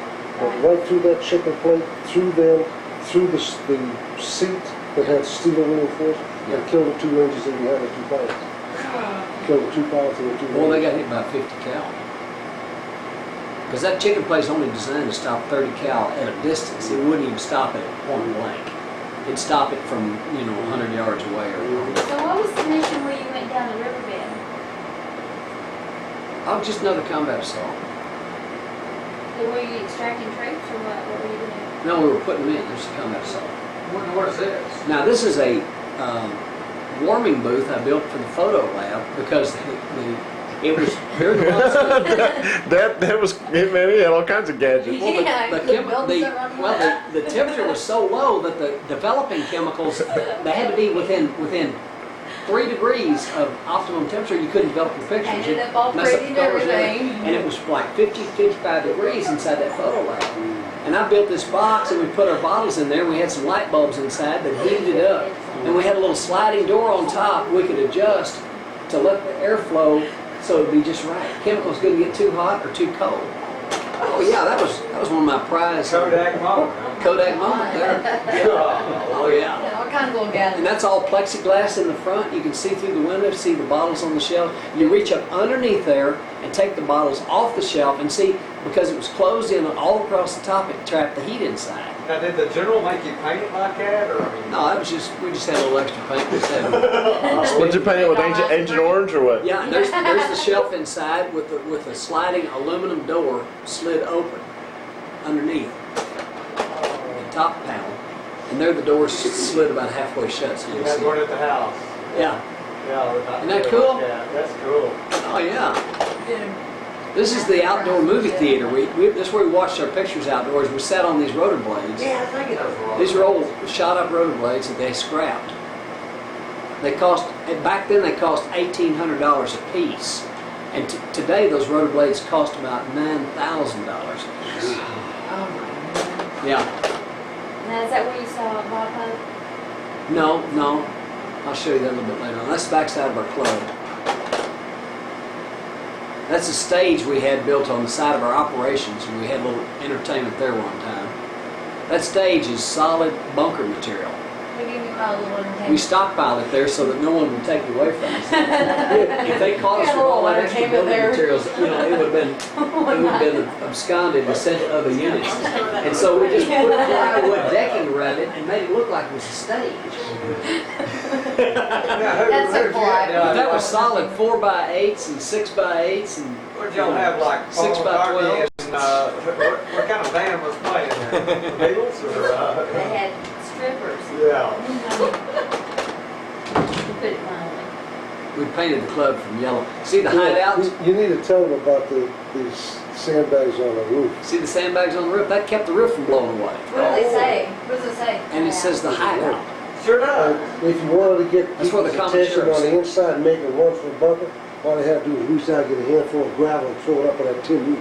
They'd be coming out that door heading for the bunker. Yeah. Wow. Golly. That's the shower. That's the piss tube over there on the right. What that was a barrel. It was a 55-gallon drum buried down in the ground, and we poured diesel oil on top of it. It had a bunch of rock down below it to let it drain out gradually, but it was always kind of a constant level inside that thing. And you had to pour the diesel oil on top, or the stench would drive you off the whole base camp. You couldn't stand it. And it would gradually soak into the. Do you know that the odor of blood and diesel and feces stayed in my mouth and my nose for at least 7, 8 months after I left? Oh, yeah. I can smell that stuff every time I think about it. Oh, God. What was it? The smell and taste of it was really Feces constant. and diesel fuel. This is the latrine that the Vietnamese would come and pull the buckets out from behind the back of the latrine. Every Pour morning, diesel on them. pour diesel on them and light them and burn that That's what I'm crap. talking about. And Taste all it. of Vietnam smelled like burning shit. All of you in the front Really? It was just, and with the cloud cover and the humidity, Oh, it would just awful. trap it in there, you know? No. And there, nothing would blow it away. Oh, that's awful. Oh, what? That's when I wrote that song, Yeller is the color of the old pistol. Every morning when we rise, when they're burning those shit pies. That's the time. That's the time. I love it best.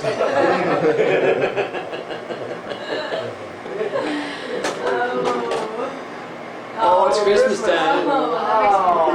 Yeah, this is all our care gifts. From the world. These were sent to us from the world. See my little silver Christmas tree? I made that Santa Claus. Did I make that or did Mother make that? I think I made it. Yeah, I think you made it. That's it. I didn't open any of my presents till Christmas Day. Oh, that's so sad.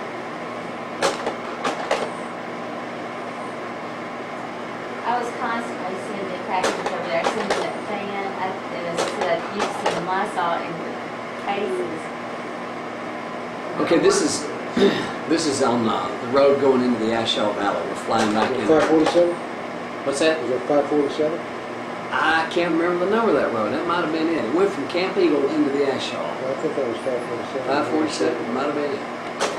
Now that was pretty hazardous flying. You just showed right there going down through that valley Yeah. below those, down Yeah. below those hills. Yeah, and a lot of times the cloud cover was so low, you had to sneak in between the hills and stay low in the valley. You couldn't get back in there. In some places around like Firebase Ripcord, Uh-huh.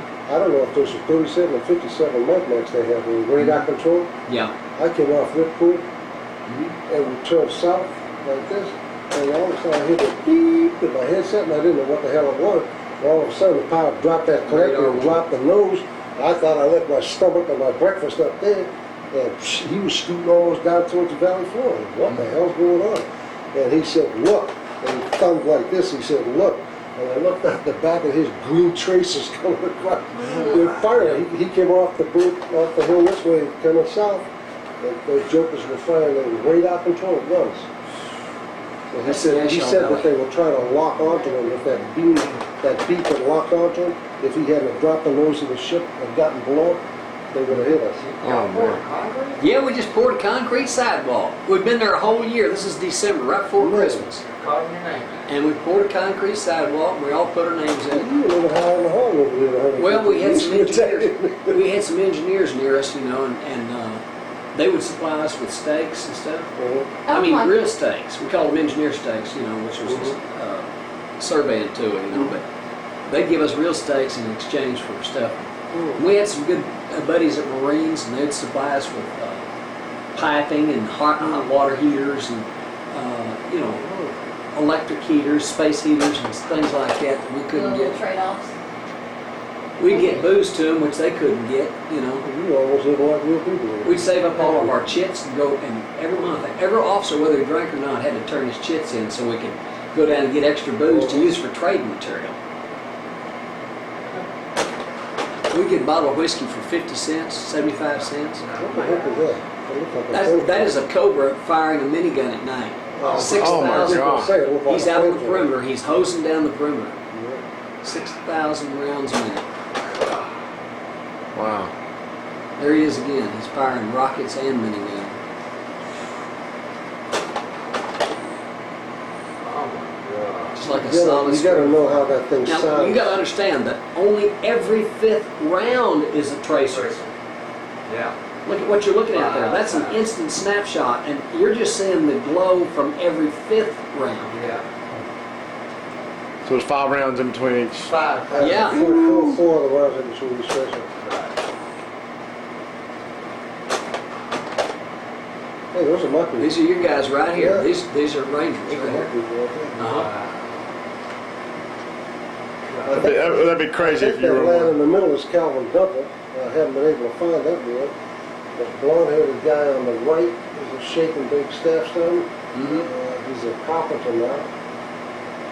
I think that guy in the back with the hat off facing to the left is that Canadian constable I was talking about a while Uh-huh. ago. Oh, he was down the front. It's a bunch of CH-46s, Marines. Now during the monsoon, we flew most of the Marines missions for them because they couldn't get back into the valley and tight LZs with those big aircraft. Oh, this is the Bob Hope Show. Yeah. That must have been December '69. Yeah, they built this amphitheater there at Camp Eagle just for Bob Hope. It was the first time he'd ever been north of Da Nang. Wow. It's the closest to the DMZ he ever went. And they killed when the calf fighter was killed in with the dog got killed on that show. Wow. Guys sitting all over the roofs and everything. And I mean, the enemy could have dropped Oh, just yeah. one 122 millimeter rocket and could have wiped out half the men up there Yep. with one hit. There was 10,000 men in this 18,000 man division, and there was 10,000 of them, or 12,000 in that one assembly, because they had a peace no fire agreement during Christmas holiday, and we went out and pulled everybody in from the field just so they could see Bob Hope show. And there was only about 5,000 maybe out of the entire division that didn't make it to this. I sit in front of the TV every time they showed it, trying to go get the $5. Yeah, I spent like that it. one. I spent that. And I don't know where my notes are for all these things. Now these last ones are kind of. This Looks is like a real airstrip. this is food. Oh, I'm flying. I'm heading back home here. I'm going home. They had a flood. That week it rained 57 inches in 1 week. And the total rainfall amounted to 60 inches in just a day over a week. It was the heaviest rainfall they'd ever recorded on this planet. 5 feet of rain. That is the ocean backed up 7 miles into our base camp. The roads were covered. If it hadn't been for helicopters, I wouldn't have been able to get out of Vietnam for maybe another couple of weeks. Oh, can you Was imagine? it a certain time limit or just a? No, it was just a monsoon rain. It was the heaviest monsoon rain. And this is landing at Phu Bai Airfield, and we were supposed to take off at 10 o'clock in the morning, and a plane had crashed on the far end of the runway, and they had to do the accident investigation. We didn't get out of there until 10 o'clock at night. Now, I'm trying to think where it is. See, these slides are not all sequenced. Do you think any of these right in here would be that he would have been with you on any of those missions? No. No. Look at that. What is that? Shoot, I don't know. Something blew up. Yeah. Are those rockets? I don't know. I can't find any notes on this one of these right here. Oh, that's Oh, those are flares. those are flares. This is a time release shot. That's what it was. Yeah, these were time. These were. We opened the shutter and captured this flare coming down. It's little parachute flares. We dropped them out of the aircraft at night.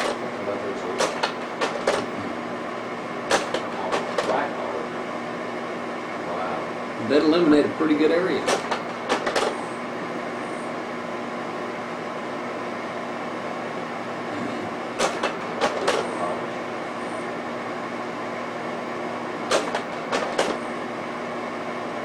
Oh, this is December.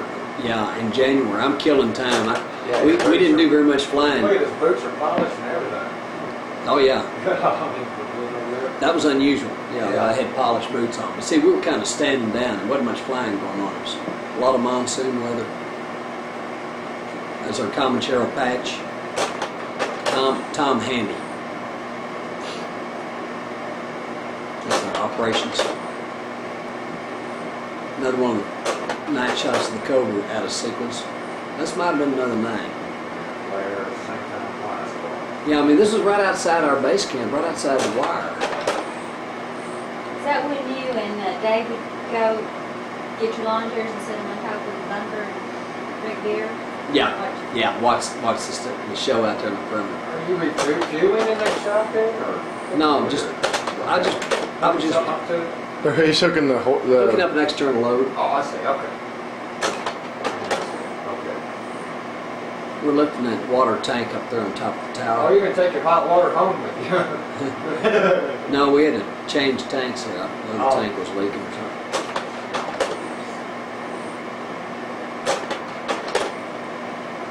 Wow. Now, you see that tube coming out? Yeah. It's tied to the skid, the left skid there. That is a sniffer. Oh, for the sniffer mist, the chemical Yeah. sniffer mist? Yeah, we'd fly a sniffer and we sniff for ammonia. I've never seen that. And we would fly low level through known enemy areas, and this guy would be back, this technician in the back, be plotting these hot areas and telling us what was going on. And that we'd fly back and forth and back and forth. Sometimes they'd start shooting at us and chase us off. But he had to detect whether it was water buffalo, cattle out there, or some other kind of animal, or human populations. And this guy was very well trained. He could, he knew what was. And a lot of times we'd just look out the door and see them down there, and there'd be hundreds of them. And then, of course, they'd call in combat assaults and B-52 strikes on them. Well, telling and everything. That's the first time I've ever seen this. I knew about them since 1966. I can't believe I didn't get more shots of these Never different seen that. unique missions like the PSYOPs and the sniffer. That's our flight line, the hideout. We parked our ship between these revetments to keep, in case someone dropped a rocket in there, it wouldn't knock out more than one ship at a time. The revetments were about 2 feet thick and they were full of, they were built with PSP with dirt filled into them. Is that 217? Or is that the one? Shoot, I don't know which pad that is right there. That's over the south end of Camp Eagle. I mean the north end of Camp Eagle. That's where we were located.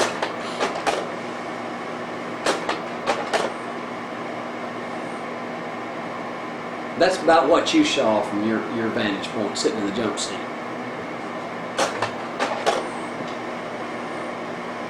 Oh, there I'm leaving. There, this is when I'm leaving the country. Yeah. That was our company area there.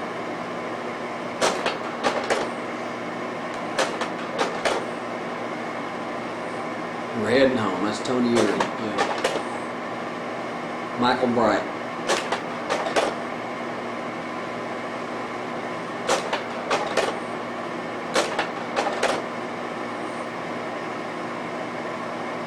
There we are, standing by to go home. And we waited all those day. suitcases and... We waited all day and until 10 o'clock at night before they finally let us take off. We flew all the way into Cameron Bay, and as we're on final, coming into the traffic pattern at Cameron Bay, 2 707s took off empty and flew back. They couldn't wait one more hour for us to get off our aircraft and come back. And we sat there at Cameron Bay for 5 more days waiting on a flight to come pick us up. Yeah. Oh, I'll tell you. There were close to 10 o'clock at night. Oh, God, I thought you were going to say 5 hours. 5 No, we were there. Yeah. Oh, God. Oh, it was terrible. Do you know what they gave me coming back on one of those flights? And Lady Bird Johnson has a major investment in Olympic Airlines or Olympic Airways, whatever. 18 hours flying. 18 hours flying. I got a cold grilled cheese sandwich, an apple, and all the coffee I could drink. Now the government is paying them to feed us full meals on the aircraft. Yeah. And I'm still thinking of making a complaint about that. Back up. He's got to see that one. They saw it. The back up. Oh, Bob's pregnant. He's still pregnant. That's already learned, yeah. I'm free now. That's Cameron Bay. Boy, I'm home now. Good for you, man. That's Marty too, though. Yeah, it is. That's Marty all the way. What's shaking? All the time. What's shaking, man? Yeah, that's it. Big That time. is it. There we are in the big bird, the big iron. Bob, how many of the pictures did you leave over the house? You must have left some there. You didn't load them all up. That's Honolulu.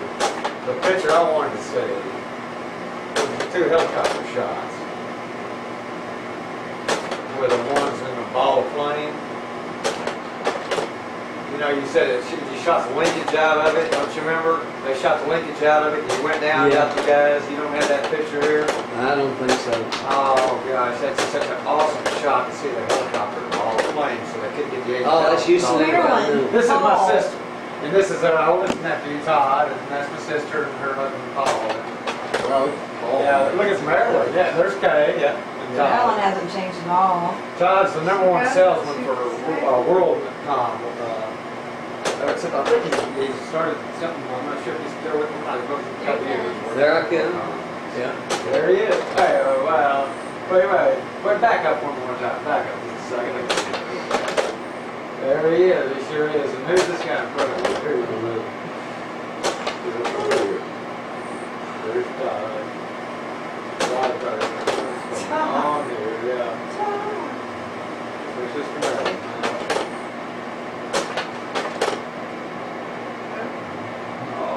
Love her. I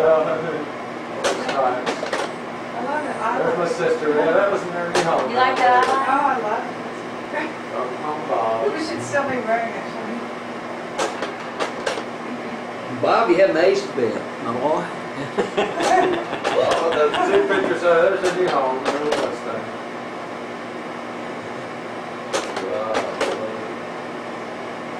Got Twinkies home? Yeah.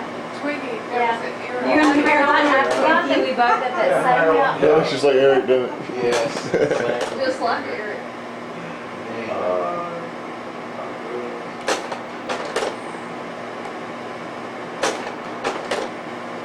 Oh, right. What you doing? Well, that's it, folks. And I think he went east near the rock pile or something, then headed back for Point Tree. That was the only way we could get out of there. See, we were on we started out on the north side of the mountain. We ended up coming down on the south side, and it was walled in all the way around. So we had to go back to the northwest, Yeah. up toward toward Laos, and we were right on the edge of Laos there. And we cut right on around the edge of that mountain, and then came back around this way to get back to Quang Tri.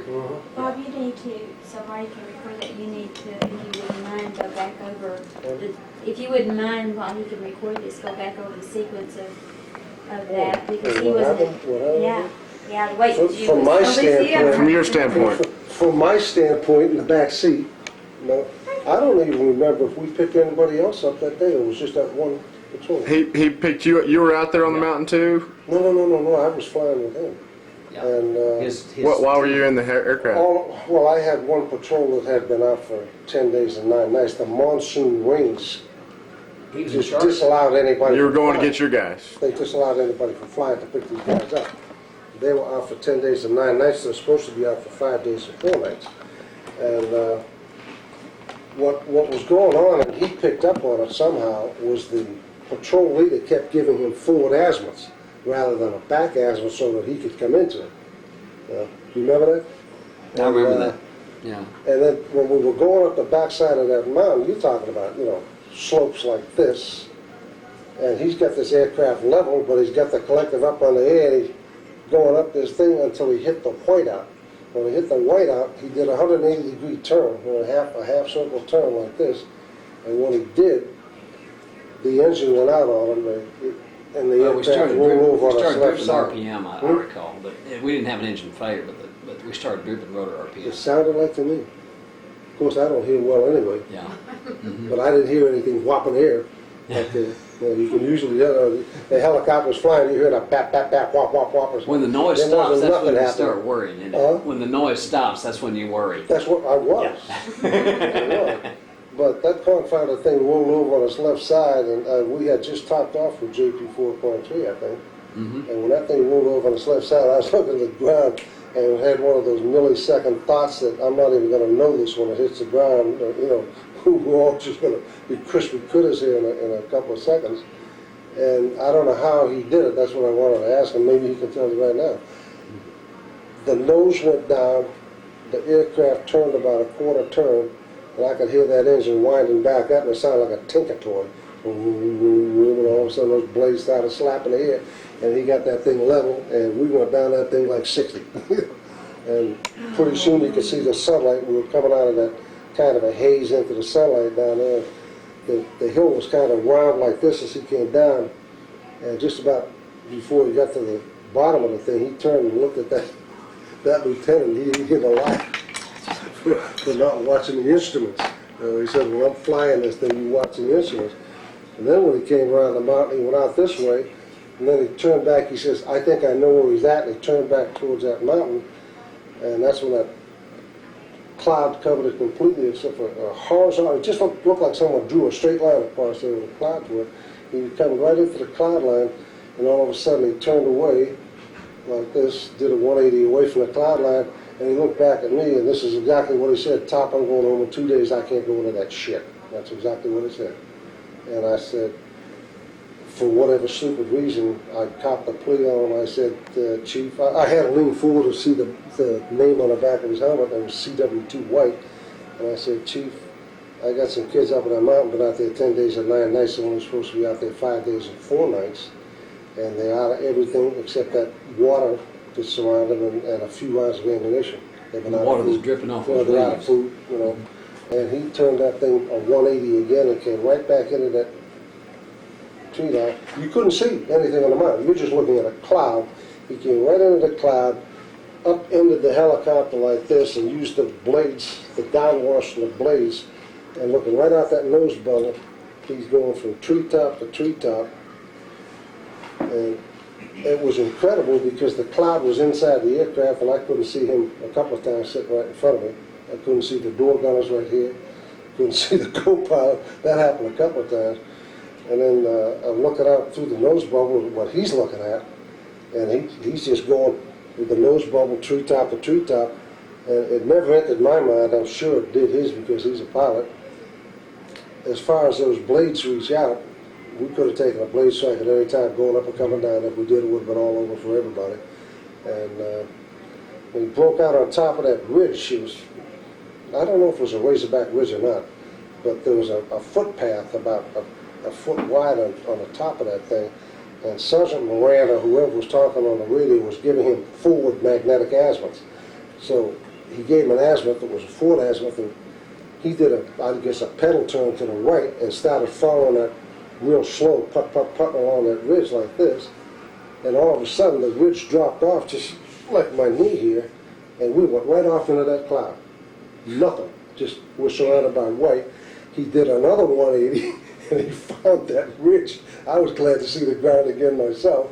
He found that ridge and came putting down that ridge, and all of a sudden the guys hollered on the radio, "Turn left, turn left." And I looked out the door through the jungle, and I could see the guys. They popped purple smoke out there. They're probably about 30, 40 yards away out there. And he kept putting, and there was an opening there, and he did a pedal turn into that, and he came with a 3-foot hover, and I started pulling the guys on board. And as I pulled them on board, they were so happy to be getting off that mountain after 10 days in monsoon rain. They'd beaten him and his co-pilot on the head. They're pounding him on the back. You know, they're happy as hogs and Still trying to fly the sloppy. aircraft. Getting picked up, you know. And I finally had to get forward and grab him because, you know, I'm watching the co-pilot like this get beat. And I reached forward and I grabbed all these guys and pulled them back. I said, "For Christ's sake, get off, and we'll never get off this mountain." Now, looking straight out, we could probably see straight ahead about maybe 40, 50 feet, and then it was all just white, you know, just white fog out there at the cloud. And that's when I happened to look up, and I had kind of a sinking feeling because we were underneath canopy, just like all the treetops had grown together. And I thought, Jesus, I wonder if he's going to fly out of that white cloud or what he's going to do. And I guess you were talking to your gunners, getting that clear left, clear right stuff like I've heard the pilots do sometimes, but he started to back the helicopter up. He got to that trail, he did a pedal turn, he stopped, real slow down the ridge again. And I've said this to several people, you must have picked a reference point when you came up that mountain. You must have, because you putted down there for a certain way, and I was thinking to myself, I wonder how the hell he's going to get out of here. And all of a sudden he stopped, he did a right pedal turn and stood it on its nose, and then we went treetop to treetop back down that mountain. I mean, we're all sitting there with, you know, gravity pulling all of us forward. We're holding on to whatever we can get a hold of there, you know, to keep from falling forward in the aircraft. And he's going down treetop to treetop to treetop, and directly we broke out of that straight line of cloud right out into the sunlight. And he went down a little ways and started to pull pitch and come up like this, and all those other monkeys in flying hell. I think somebody was making an assertion at CA that day, and these other guys got piling out of the clouds in a daisy chain flying up there, and he turned north. And you said we were right along the ocean border there. He turned north and then up towards the rock pile and back towards Quang Tree. He told me today that he had invited us over for a beer. I never heard it. I was probably still too scared. But the amazing thing is Randy White, who was one of my NCOs in the Ranger Company, through the Aviators Association, managed to contact his co-pilot, that second lieutenant that day. That guy went on to become a U.S. Air Force fighter pilot later on. And I had told Randy this story about this incredible flying I did with this guy named Chief Warrant Officer White, you know. I said, I've never flown with anybody that flew like that. I don't know how the guy saved the aircraft and us that day, you know, from crashing. And he got the thing restarted and got us the hell out of there. And damned if Randy didn't find this guy through the Helicopter Pilots Association. And that guy told him the identical story. He didn't tell him the part about screwing up and not reading the instruments. He told him the part about going up through the cloud. That's the only thing. He didn't want to tell the part we got his butt chewed by Bob White. And he was gnawing on him pretty bad, too. And he didn't cuss. It wasn't me. I'd have been cussing him. But he used the exact same term I did about when you started up into those clouds. I had told Randy, I said it was exciting. It was dangerous, but it was really exciting to be doing something that was obviously crazy as hell, strange, flying blind, if you will. And that doggone co-pilot has used the exact same term, that it was exciting. And I thought that was very unique that two of us looked at that from that same perspective, you know. But I would like to have put him in for Distinguished Flying Cross, but I was scared to death that he'd be put before a flight evaluation board if they found about going up in a cloud like that, you know? And he knows it better than I do. In Vietnam, you either got decorated or you went before a flight evaluation board and got thrown off a flight status. What do you think in between? Is that right? So, I don't know, maybe we can still do it. They were awarding guys medals of honor for World War II. Exactly. Maybe we get that, get a hold of that Wiki Dink and have him forget about the cloud part of the story. Just tell about the recovery of that thing. How did you get that thing started again? That's what I want to know. I don't know. I think we had a little drooping rotor RPM. I don't think the engine actually quit. I would definitely remember that. Well, I'm sure the blade was still turning, you know, but I didn't hear any engine. No, we had a drooping RPM or something, but, you know. So you said to him that you lost 800 pounds of torque and something on RPMs, 1,400, 1,200, 1,600, 1,800, 24, I don't remember the numbers. You told some high number of RPMs. But I do remember the mission, and I remember, you know, I've told people every year, you know, I continued flying in the reserves for 24 more years after I got off active duty. So I had altogether almost 28 years of service in. But I look back and I tell people I did some stuff in Vietnam that I would never dream of doing again in my whole life. And every time I tell them that, I think about this one mission. And Last Friday I thought about this thing. And I tell you, I know that if I hadn't prayed about this before we went up in that suit, we wouldn't have come out of it. And you volunteered for this mission. Yeah, I mean, Last Friday nobody I else thought would about that thing, volunteer. and I thought, why did I ask him to go up into that climb? well, I remember this. I remember the guys had been up there for about 10 days, and they were on 5 days rations. They hadn't had any water to drink for 4 days, no food for 5 days. Every day, units had tried to go up there and get them out, and no one could make it up. Monsoon rains kept us out, And they called us and asked us if we'd give it a try, and I said, well, we always give it a shot, you know. If we can't make it, we can't make it, but you know, you're not going to get, you know, anything accomplished if you don't try. So we were just, I think by the grace of God, we were able to get up there and get the job done. What these folks aren't understanding too is the fact that when a pilot loses his horizon, most of them panic. And he didn't panic. He went off, you know, in the whiteout. He spun it around to get away from that so he could get some horizon back on the one side of the mountain. But when he went up in that doggone thing and we flew off that ridge into that cloud, man, there wasn't nothing there but a cloud. Oh, I'll never forget that moment. That was 360. This way, nothing but a cloud. And I was just cool as could be. He brought that booger around. Well, I was getting. I saw that ridge coming up and I said, good Lord, I'm glad he found that thing. Well, I was already pulling pitch to climb on up through it vertically and go on instruments and just make an instrument departure. when one tree limb caught my eye, and I focused in on that tree and moved in toward it, Right back on that and ridge. recovered right back where we Right were. back on that ridge. But I tell you this, you thought I had my markers placed. I went up on the mountain from the north side, heading south, and they were up on the highest point of the mountain. Yeah. But when we came out, I could have sworn I had turned around and was trying to come back out the same way I came in. We ended up on the other side of the mountain. That's how turned around I was. So, you know, when we broke out into daylight, that's why I was momentarily disoriented. I thought, wait a minute, we're not, what's wrong with this picture? But all I could do is just, you know, thank God that we came out of it alive. And then, like you say, as far as going in front of the flight evaluation board, You didn't have time to make rational decisions. Yeah. When he came back and And then he told me that, and I caught that plea on him. And don't ask me why, because it was kind of stupid. He went up into that thing and defied every safety rule he ever learned. Flying up into that stuff, and it worked. The boldest plans always seem to work. You know, they always seem to work on that type of. If you're not afraid to take a risk, you can usually come out smelling like a rose. You know. But of all the flying I've done, I've never flown with anybody that was able to do what he did on the other side of that mountain, man, I'll tell you. yeah, you mentioned in the letter you had never even seen anything in Holly. No doubt in my mind we were dead. Yeah, you said even in a Hollywood movie, they don't make things like that. John Wayne did. It was all, John Wayne did. it was all a bunch of fake But scenery. he's a celluloid hero.